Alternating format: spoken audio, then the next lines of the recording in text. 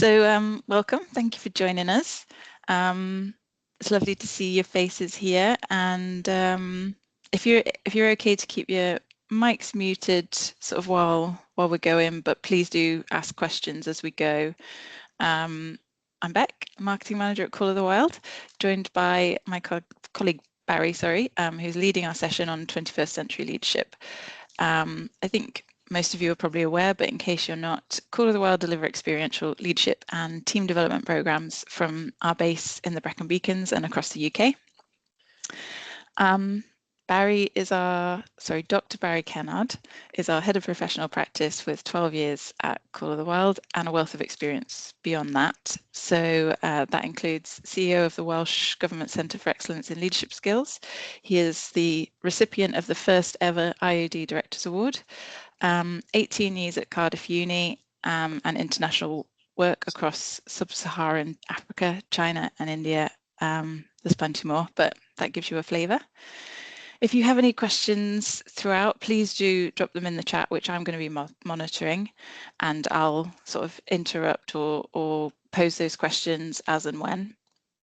And then at the end, I'll share a quick feedback form, which we'd really appreciate you filling in. But if you do have any more questions or you'd like to have a chat with Barry about the webinar or about anything, then just let me know and I'll connect you. And with that, I'll pass you over to Barry and stop waffling. Thanks for your waffle, Beck. Look, as always, nothing like an early morning waffle, is it? Well, good morning, all. Just before we actually start, just one thing from me. This is my first session like this back since last November, when I had a bit of an episode. So to all of you who I recognise out there, and those of you who sent me good wishes and speedy recovery and all that sort of stuff, thank you very much. It's a pleasure to be here. In fact, to be honest, it's a pleasure to be anywhere after what happened in November. So I'm really looking forward to this. Right, let's go, shall we? I am going to run a PowerPoint session, so you've got stuff to look at, and you just, you can you're going to come in and out. The only problem is, of course, I'm going to lose most of you because of the nature of when you present. All right. So I'll just give you a quick intro into this, and then we're going to talk about it. We're just going to look at leadership today and compare it to leadership in the last century. Now, I don't know whether you've realised, I'm sure you have, but we are now a quarter of the way through this century. Time just flies. And we don't know it, and things are changing, and the world that you as leaders work in and exist in has changed completely from the world in the last century.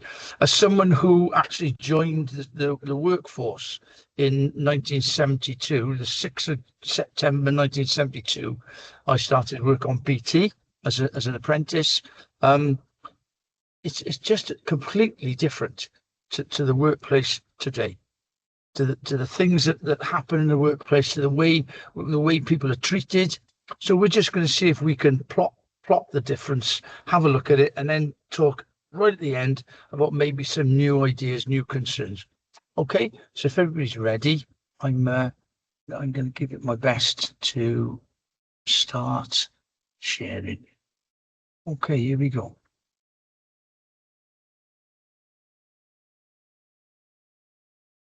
In police emergency.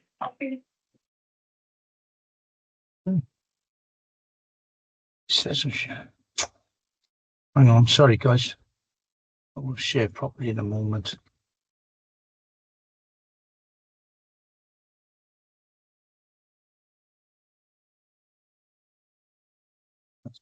No, that's not it either. No, why? This is not coming up. I'll keep looking. There it is. Found it. Okay, let's go. Good.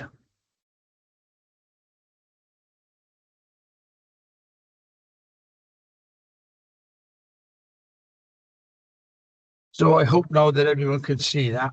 All right. And the first question, just for me to pose really, is when did leadership ever become a thing? You know, when do we start talking about leadership? Because at the moment it's massive, isn't it? We're getting things like huge NHS strict areas, boards being criticised, being almost shut down because of the quality of their leadership. So suddenly everybody recognises the word. When did it actually become a thing? Well, it's always been there, isn't it? It's always been there, but we know that it's only in the sort of 19th century people started looking at it and thinking about it, and then looking at it properly in the 20th century. From then till now, it seems to have got more complicated. People talk about it in more complicated terms.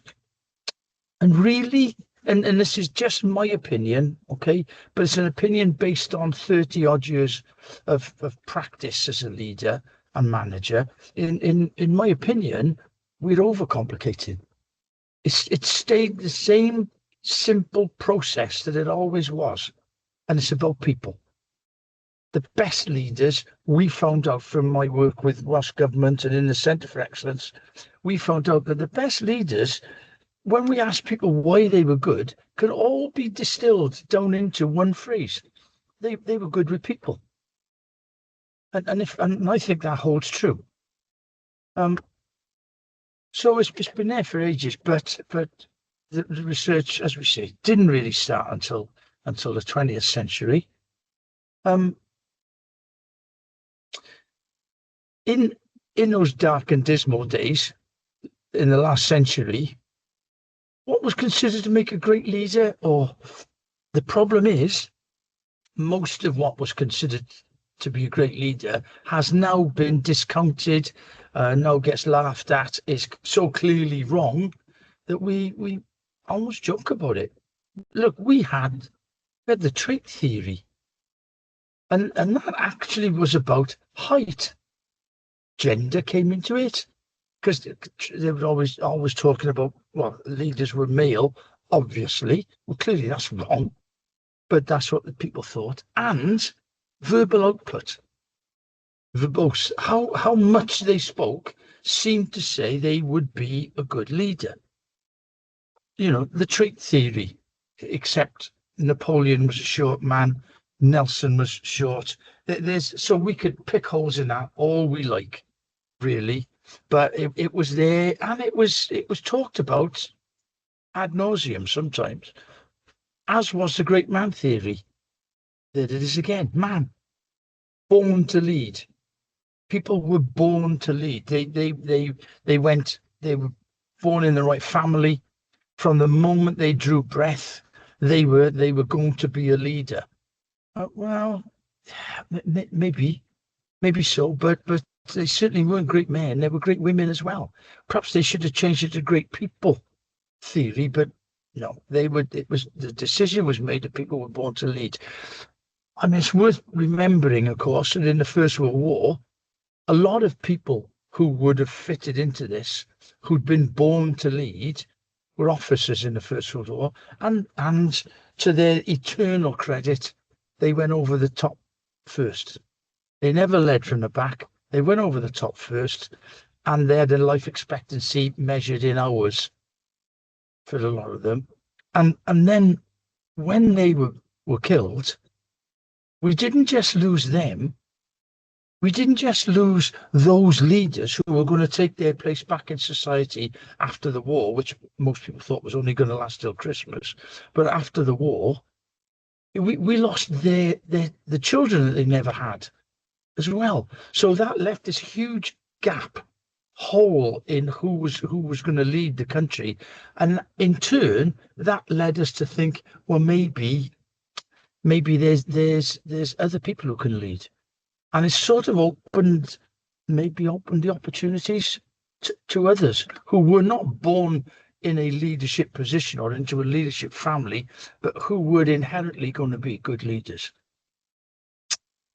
We don't agree with them now, though. And there's nothing wrong with that, is there? Thank God. Thank goodness we don't agree with it now. Thank goodness we see things differently now. I mean, leadership styles, there were no leadership styles. Not in me going into the workplace in the 1970s, there was pretty much two. There was just do it, or JFDI, but we forget what the F is for. But I think we all know what the F is there for. But just do it. And there was mushroom management, where the idea was that you keep them in the dark and you throw manure over them from time to time, and they'll be happy. That was it. And those two prevalent styles, on BT, I recognise both of them. I've got to say, I hope there's no one here from BT. I've got to say that when I entered the workforce in 1972, I've never seen anything as chaotic as the leadership. But then I was brand new, so I didn't know it was chaotic. I just know it didn't work. And why didn't it work? Well, most of the leaders were there because they'd been there the longest. There was nothing about whether or not they were suitable for leadership. And because they'd been there the longest and they were unsuitable for leadership, they fell back on these leadership styles. It was nice and safe. They had their little rules. Never say, I don't know. That was one of them. Never say, I don't know. And just if you'd ever question, say, because I'm telling you to. That's why. If anyone ever questioned them, why are we doing this? The answer was, because I'm telling you to. Now get on with it. JFDI. Okay. But it's moved. Thank goodness.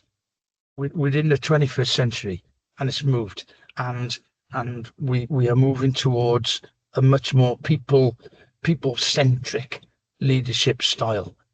Okay, we recognize that there are many leadership styles, and here's the big news: none of them are right all the time. All they are is tools in your leadership toolbox, and you really should be able to access them all and use whichever one you want to use whenever you want to use it. And then when you've finished in that particular incident that you don't need to be that type of leader now, put it away, put it back, and get the next one that's relevant. You know, that we know that some of the leadership styles don't work all the time, but we will recognize them. We know that we've got leaders who will just say, just get on with it. We got to get it finished. Let's do it. We also know that there are times when that's how you've got to be a leader, but not all the time. And so an autocratic leader will not be successful all the time. They won't, because not everything needs to be autocratically done. Oh, and by the way, the people who are led by an autocratic leader very soon get fed up, very soon feel as if they have no worth. All they are is a means to getting the job done, and that's the end of it. We know that's not the way now. Mind you, I'm not saying that you should never be autocratic. Of course you should. But there are times when you should be democratic. Not all the time, because the last thing you want to do is have a conversation with everybody about every decision you've got to make.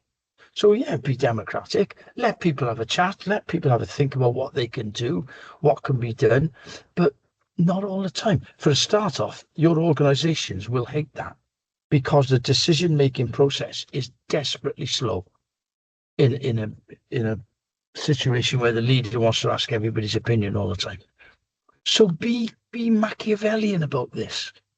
Use the democratic leadership style on things that are not terribly important, but will allow people to feel that they do still have a say in what's going on. Where are you going to go for the Christmas do? What's the financial limit on Secret Santa? That kind of stuff. Have a meeting about that, and that'll be great. And people will feel that they are involved. But as it says there, the 20th century leaders relied on formal authority, and they were technical experts, and all the rest of it that it says there. Well, nowadays, not so. Emotional intelligence is hugely important, and some of you have heard me bang on about emotional intelligence in the past, but it's a cornerstone to most of what's going on. We know there's no style, as I've just said. We know that. We accept that. The other thing we accept, of course, is that there's also different kinds of followers.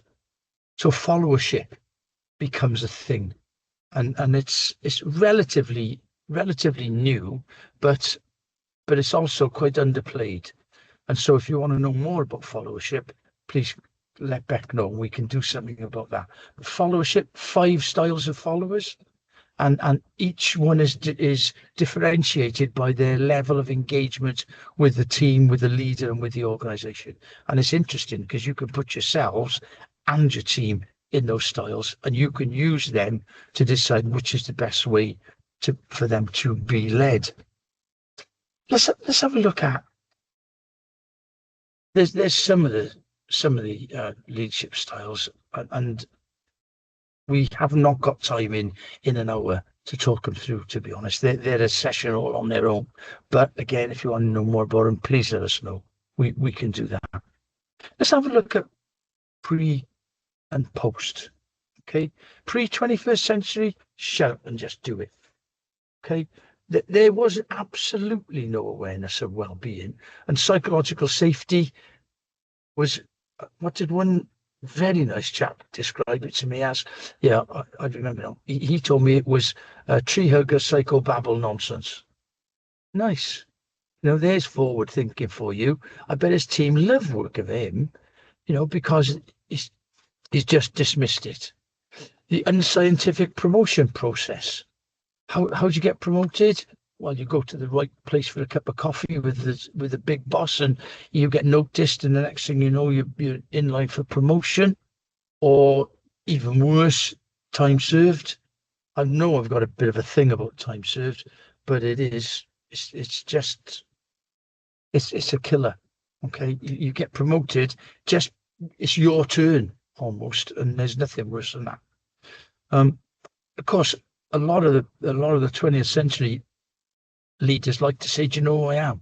Which means don't argue with me. Do you know who I am? Do you know what I do? They wore a collar and tie. The rest of us didn't. It was like, look, I got a collar and tie on, so you got to do what I tell you. This psychology was just described as mumbo jumbo. Let's move into the modern day then, shall we? Where we've got instead of just shut up and do it, we've got let's explain why, and I can coach you if you need it, or I can get coaching for you. It hasn't got to be something that only you do. It can be it can be available.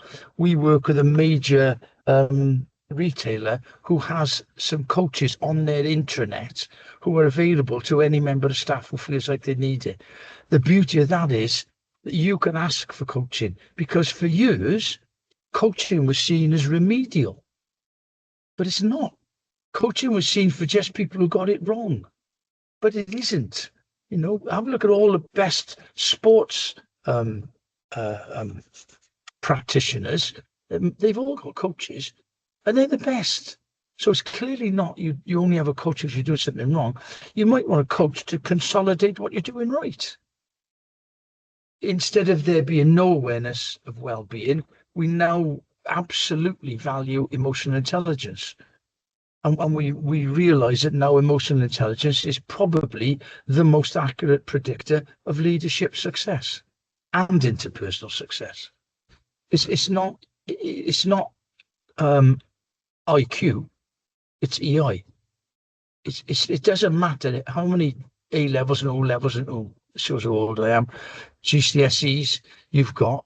It doesn't matter. It doesn't matter how many degrees and masters and doctorates you've got. They don't matter when looking at it in terms of leadership capability. It's emotional intelligence. You need to be a leader. The unscientific promotion process, with a bit of luck, and I know some of this is hopeful, but with a bit of luck, it's a meritocracy now.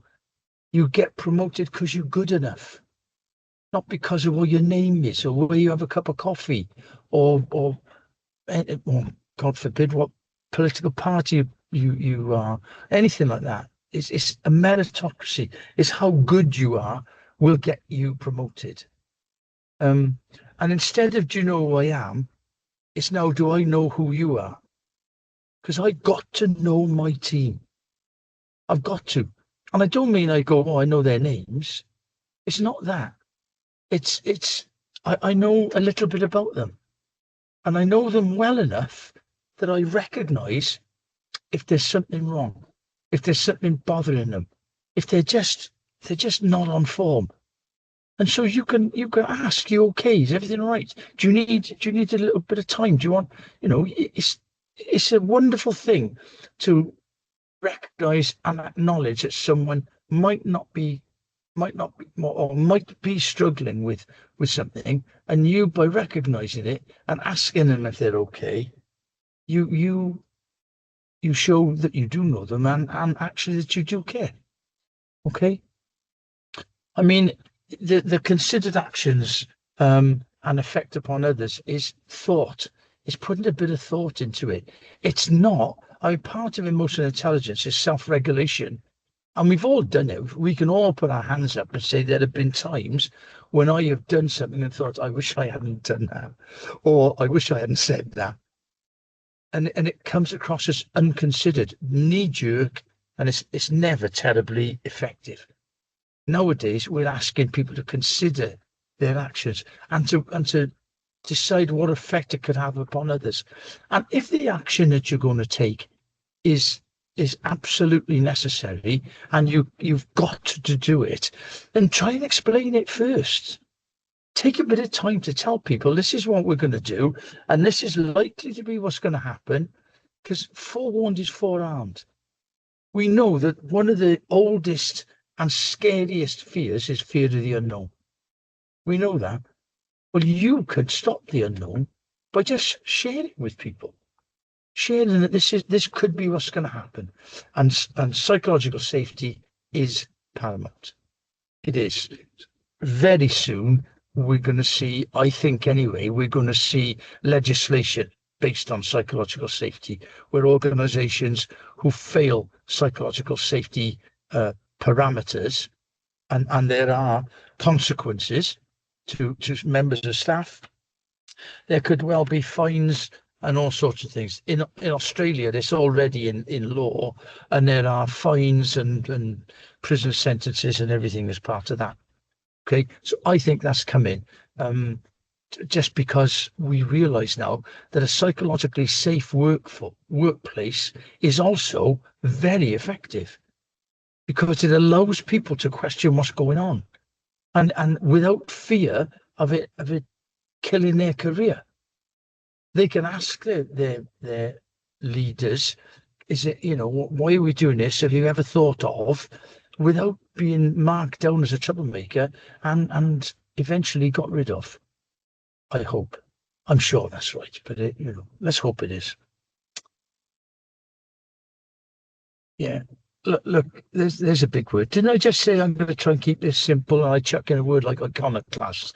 It's because I'm described as an iconoclast. An iconoclast, for those of you who are not sure, an iconoclast is someone who will challenge I don't care who you are, what your title is, what your father does for a living, where you live. I don't care any of that. You don't get my respect until you've earned it. I'm not going to go, oh, I got to do that because... I don't go to the doctors and the doctor says, this is what we're going to do, without saying why. I just don't. And I think that nowadays leaders are, as it says there, they're in a society where iconoclasts thrive. We like people asking why. In fact, we expect them to. And because we do that, because we expect them to, it makes you, and I'm saying you because I'm out of the game now. I don't lead anybody now. So I'm just looking at it from the outside. But what it makes is a society where you have the chance to be better than most people who went before you, as far as leaders are concerned. Because you can't hide behind, just get on with it. JFDI. You can't hide behind because I'm telling you to. You expect to be questioned, and here's the good bit. You got answers. You can explain why. You know why, you explain why, therefore you look like you know what you're doing.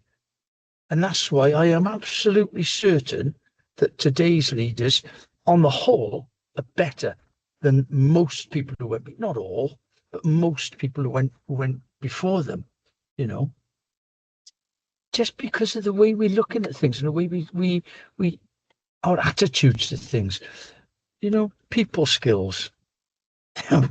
There was no such thing as people skills in the last century. Not really. There was some, you know, let's not tar everybody with the same brush, but there were some that were aware, all right? And there were some that were in the century before, weren't there? You know, Port Sunlight, you can look at the Bourneville village, you can look at that and realise that those people understood that their workers' well-being was really important, but they were in the minority. They really were. And it just meant that the levels within the workforce were just, they were there to keep some of the workforce down out the way. Whereas now it's much more open. We know we need a healthy and a content workforce. Content's a funny one, isn't it? Why do we care about whether they're content or not? Who cares? Who cares if they're content? You mean, how are we going to know? Are they going to come hopping and skipping into work? Disney-esque with birds singing and all that? No, it's not that. A content workforce is people who wake up in the morning and want to go to work. It's as simple as that. They wake up, they want to go to work. Because, believe me, there's a lot of people who wake up and try and think of a reason not to go to work. And there was even more 26 years ago, 28, 30, 40 years ago. There was even more people who, any reason not to go to work. Whereas now we know we've got to make them content.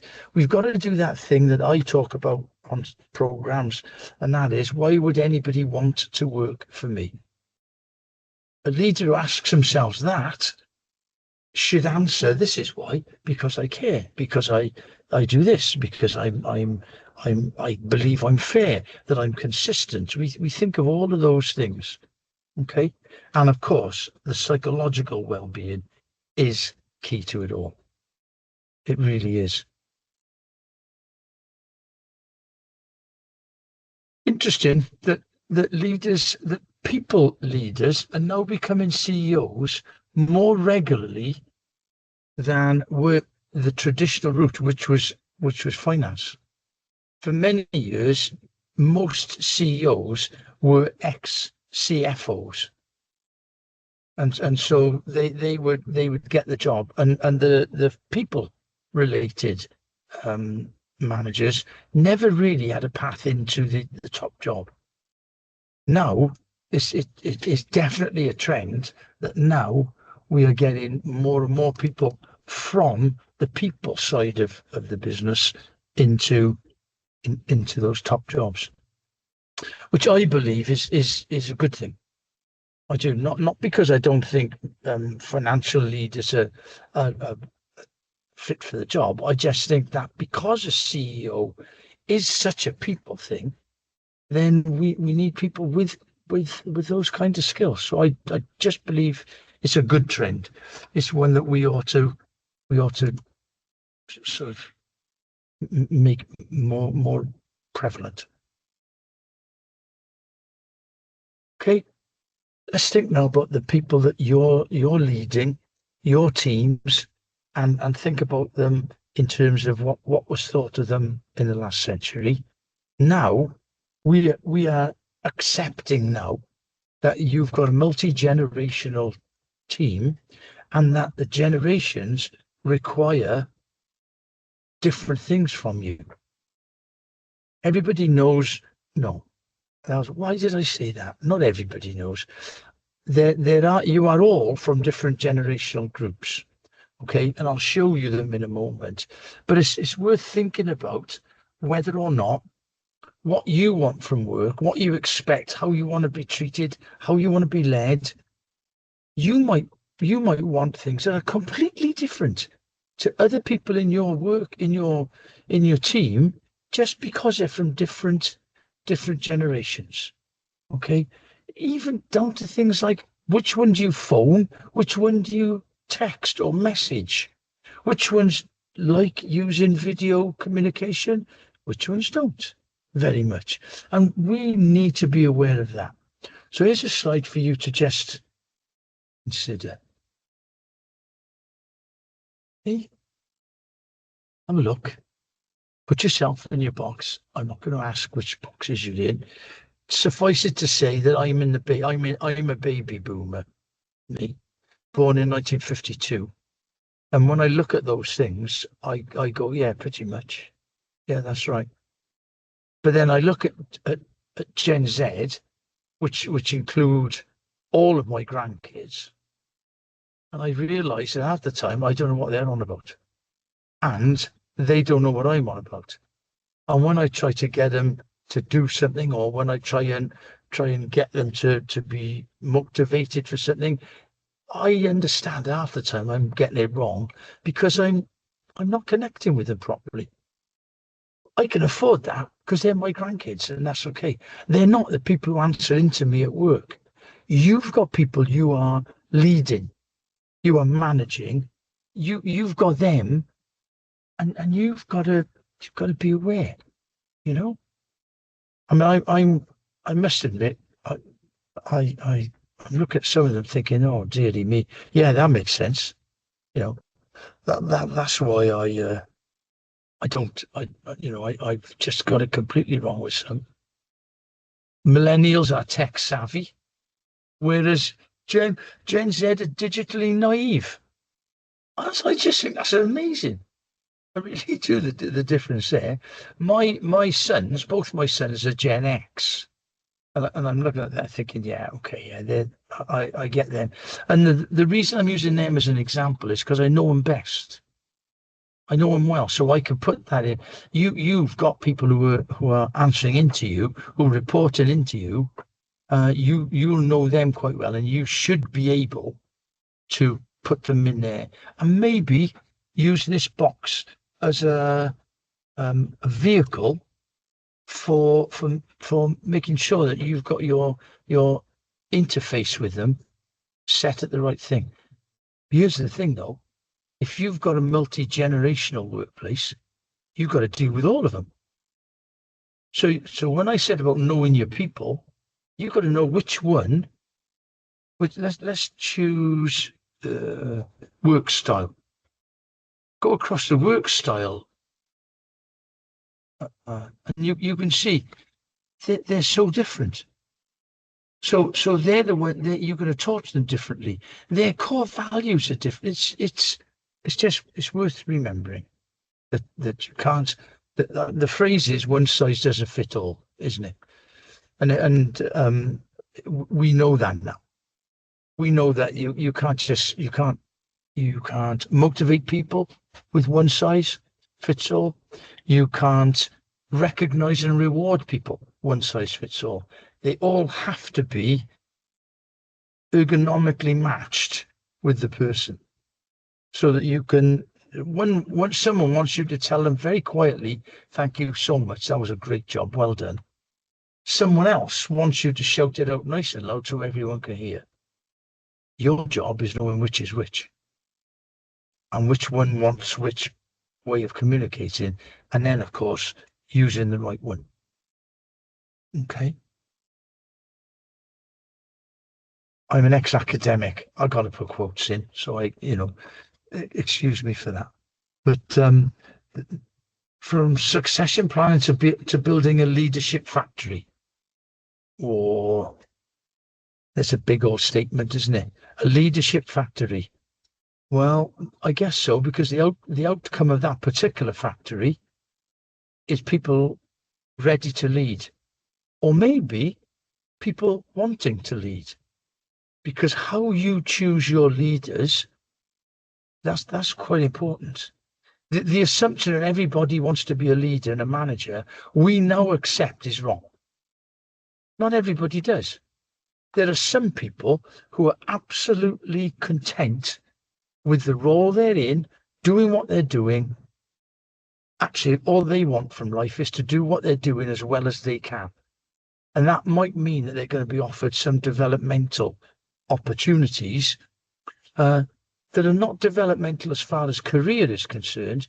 They're developmental as far as process and actually hands-on doing their job is concerned. And sometimes they get forgotten. They're also described as dead wood or dead end. You know, oh well, they're there now, and they don't want to move on. So, well, I just leave them go. They'll be all right. Well, you can't do that. You've got to make sure that they are offered opportunities to keep their skills at expert level for the task that they're doing. And if you do that, you're halfway towards getting a high-performing team.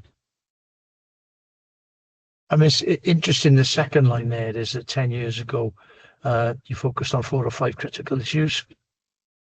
Now, it's 10 or 20. So it is interesting. You've got much more to think about. Part of that, of course, is that we know we live in a VUCA world. VUCA being volatile, uncertain, complex, and ambiguous. We live in a VUCA world, and if you wanted an example of a VUCA world, go 2 weeks ago when everything stopped because it was hot. Who was prepared for that? Which organisation, hand on heart, thought, I tell you what, if we hit a heat wave, I know what I'm going to do. I wonder. My own cynical view is not many were ready for that. They dealt well with it, but there were not that many ready for it. It's worth thinking about, and it's worth thinking about that number of things that you as a leader, as a leader within the top team, you're thinking about at the same time. What you've got to do, of course, is then if you're in that top team or you are the CEO, you have to. There can be no doubt about this. You've got to delegate, and you've got to delegate and let them get on with it. So everybody who thinks I'll delegate, but I'll keep an eye on it, I'll make sure it's going okay, that's not really delegating. That's just delegate, give them the task, let them get on with it. And then that's one thing that you haven't got to quite focus on. You know it's happening, but you can just let it get on. You can let it go on. Just have a look at this. This is a concept about leaders, and there were more diminishers than multipliers in the last century. There were, but there's the diminishers. Okay. Then there you can see the results of a diminisher leader. Growth definitely does suffer. Team members quit because, as we all know, people join companies but leave managers. Okay, so team members quit because of the way they're being led. Organizations scramble to try and get things right, but they're forever scrambling about. Now let's look at multipliers. Today's leaders. Okay, the team intelligence has massively grown because the leader allows intelligence, allows intellectual chat, allows people to have ideas. Actually, it encourages people to have ideas. You want that. Okay, and as it says there, they engage with it. Okay, also big deal there, they don't need the credit. Leaders don't need to be told all the time they're wonderful. They also, if their team are doing well, sometimes it's not a bad idea to let the team have the praise. You can step back. You can let it go because, and again, those of you who've been on programs with me have heard me say this before, your job as a leader is to be the one they miss the least. When you're not there, they miss you less than anybody else who's not there. And that's great. That if you can get it like that, it says that they're really comfortable in what they're doing and that you are guiding and leading, but you are not the only one who does everything. There's another little bit about diminishers and multipliers. I think, Beck, will this PowerPoint be available to everyone? Yep, I can share the PowerPoint. I will be sharing the recording as well. I think it sounds like somebody might be having some technical issues right now, but I think it's just the one person. So yes, I will share all of these things later this afternoon. Well, thank you for that. Okay, so there's some diminishers and multipliers. I'm keeping an eye on the time. Some diminishers and multipliers. Look at that assumption of the diminishers. They won't figure it out without me. Open brackets, unless I do it, nothing gets done round here. Close brackets, the minute I'm away, they all put their feet up. All of that nonsense we've heard in the past. But people will figure it out without you if you let them. If you let them. And then if they try and they can't, and you can then help, that is brilliant leadership. Just brilliant. But let people have a go first. Let them have a go. Those of you with kids, if you tie their shoelaces for them every morning, they'll never learn to tie their laces. And it's exactly the same in work. If you solve the problems, no one's going to. And the minute there is a problem, they'll step back. They almost absent themselves from the problem and say, do you want to just do this for me? Well, that's not your job. So, let people have a go. Also, this might be uncomfortable for some people, but accept failure. In fact, expect failure. And when it comes, accept it.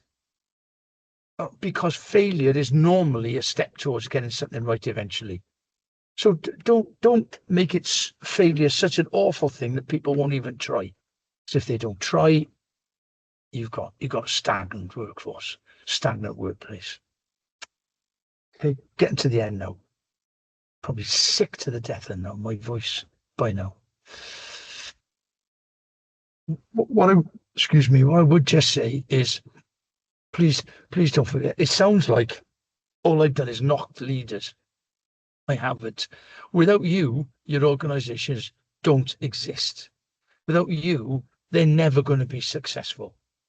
Without you being as good as you are, the people who you lead won't go home having enjoyed a good day or having had a problem that you helped them overcome. That's how important you are. So please don't use this as an excuse to give yourself a good hiding. That's not it. You just are the absolute cornerstone of your organizations. Okay. Just two more quotes now. As I said, I'm sorry, I'm an academic. What can I do?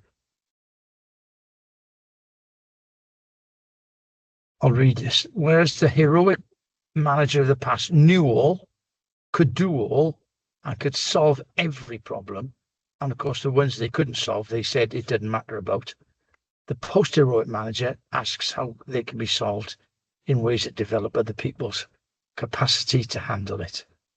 I absolutely agree with that.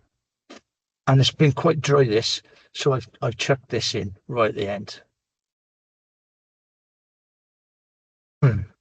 Casey Stengel was an American baseball coach. If you're ever doing a presentation and you need a quote, he's worth looking up, because some of the things he said they're just really funny. Again, those of you who've been on other programs with me, you've seen this slide before. I make no apologies for talking about it every time. Please beware of hubris. Hubris being believing your own publicity. Hubris being trying to be someone you're not because of the job you do, because you think that's what sort of person's got to do that job. No, you don't need to do that. You need to be you, because you're the one who's good at the job. You're the one who got you promoted, not the person you're going to be after you're promoted. It's you. Okay, so if you can, try and remember it. And you will notice it. If you lead leaders, have a look at someone who's newly promoted. They may well come into the workplace the first morning after they've been promoted, and people think, Who's that then? Who's that? That wasn't the person who left. Why have they changed? And they've changed because they think they've got to. It might be a good idea to have a chat with them and say, "You just be you, please. It's you we wanted, not the you think you should be." Okay, I'm going to come out. Thank you for listening to that. I'm going to stop sharing now. Yes, I have. Okay. Any questions from me out of that? Goya tribe? Everyone's still here, Beck. I sort of expected to come back and there wasn't anybody left. Thanks, Barry. I had a quick question, actually. Gareth, Marine Power Systems. So, yeah, I thought it was really good. And I definitely think that I kind of resonate with what you were saying. And I think the stuff, hopefully, the way we operate in Marine Power Systems, it goes along those lines. I was just wondering, though, what your view is on, like, Elon Musk. You know, we've all seen in the news where he gives the kind of warning, and when he worked for the US government, it was turn up for work or consider that your job gone, you know, that kind of autocratic. And then he's just become the world's first trillionaire. Now, I'm not saying I think it's good. I was just, but he has had, if you say financial success, he's had it. So some stuff has worked. Who knows how he actually operates his companies? But just any view on that? A couple of things I'd like to know. I'd like to know what his churn is in his companies. I'd love to know how many people leave and then are replaced by people who are attracted by the thought of working for who's described as the world's most successful man. Whether he is or not, I'm not going to get drawn on, but no. I'd love to know how many people take that, because I'll tell you, for absolute free, I wouldn't work for him. I couldn't. I couldn't. I'm an iconoclast. Mm-hmm. All he is some little bloke who's selling shares and doing well, but he does not have my respect, and he does not. I don't like the thought of him. But I've got to say, I've never met him, so this is all third hand. So but you can't. I don't think you can say to people, "Turn up for work or your job is gone." No, not me. But you used to. They used to. Oh, yeah. In the 70s, they did. I'm not sure I could deal with him, to be honest, or want to. Yeah, sure. So there was no answer at all, but it was, It's a difficult one because you don't know him, so it's hard to know what actually goes on. But it just goes against the stuff that you were talking about, and I agree with the stuff that you were talking about. Thank you. Okay. Any other questions? Over to you, Beck. Well, lovely. Thank you very much. I found that really interesting. A lot to unpack there, but I'm sure there might be some questions that come from it afterwards. So please do get in touch. Barry talked a little bit there about the leading the multi-generations, and we have actually done some research on leading the multi-generations. So if that's something you're interested in seeing, I'm more than happy I can share that with you. Just get in touch. I'm just about to share the feedback form in the chat, which would very much appreciate you complete. And I've also popped in there my email address and Barry's email. So if you've got any follow-ups from any of that, or anything else that you want to chat to either of us about, then please do. Oh, it looks like Phil's got a question there. Sorry, I got straight to the feedback and I didn't see that there were hands up. I apologize, Phil. That's okay. There's no worries. It's why you were handing over. Barry, good to see you. Great to see you well as well. Good to be well. Thanks, Phil. Back on the stage, which is great. I don't know whether you can quickly do this. I know obviously people are conscious of time, but I guess you got a different session on this as well, just around remote leadership, because a lot of us do that now. And a lot of us are faced with remote leadership and effectively trusting teams to do what they do and kind of check in and do the things. Can you say anything about that to help people? Sure. I mean, look, remote leadership is a separate art. There's no doubt about that. It's a separate skill, and for many people, it's a separate skill that you've had to learn. For most, it came about as a result of COVID, or it certainly became more prevalent as a result of COVID, and mistakes were made. Okay, we all accept that mistakes were made about remote. For my own, putting my own money's worth into it, one of the big mistakes that was made with leading remote teams was the only time you talk to your team is when it's about work. Well, that's not it, is it?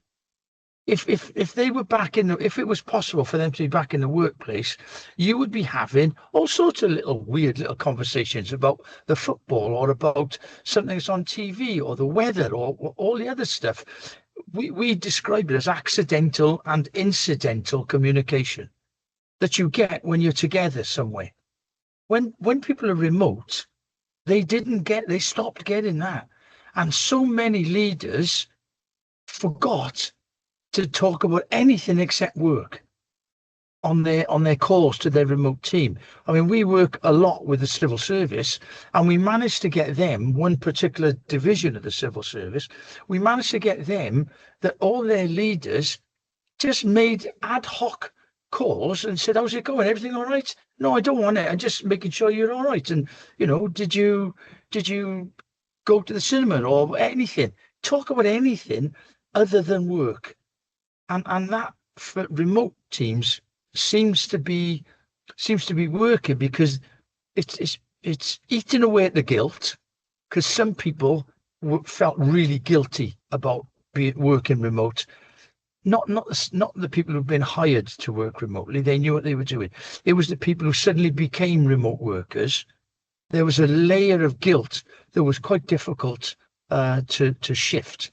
People were guilty because they weren't in a workplace. Guilty in case someone thought they weren't doing the job. Guilty about not going to the toilet in case the boss comes and I'm not online or whatever. Well, if you're in the office, you go to the toilet. So, no big deal.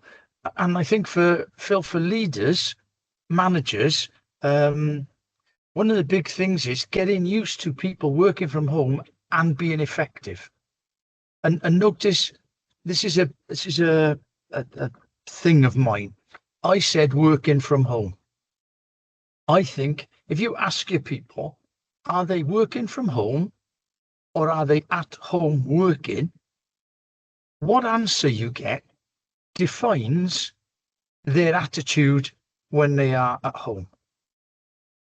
If they say they're working at home, they're working, and then the home stuff they do after work, like you would do on an inverted commas normal day. If they say they're at home working, I think home stuff comes first and they fit work in after. They might be working in at odd hours or that kind of stuff. So I know it's a difficult task, Phil. I don't envy you one little bit, working with remote people, because there's so much you don't know, and you, of course, trust comes massively into it, doesn't it? But I think that working from home definitely provides people with greater flexibility, but you have to trust people, and I try and do that as much as I possibly can, in terms of they know what they've got to do, they know the job that's in front of them, and they've got to do it, and that's where you got to call people out if they're not doing the job and they're not achieving the results that you want to, but you have to trust. If you don't trust, then you're never going to get anywhere. Yeah, you're absolutely right. It's part of why would anybody want to work for you? You trust them, and they know that, Okay, I'm aware. I've just had a notification. We've got 3 minutes left. So, and thanks for that, Phil. Good to see you too. Any other questions? No. Okay. If you're doing your form, your evaluation form, if you've enjoyed this, my name is Barrie Kennard. If you haven't enjoyed it, my name is Mark Soames. That's all you got to remember, and then you'll be fine. Okay. I thought you were going to say Rebecca Aslan then. No, I wouldn't do that. Come on. Bill. Well, thank you so Yep. much. Thanks for all for joining us and for giving some time on your Friday. And have a great weekend. See you Thank you. guys. Thank you all. Bye. Thank you.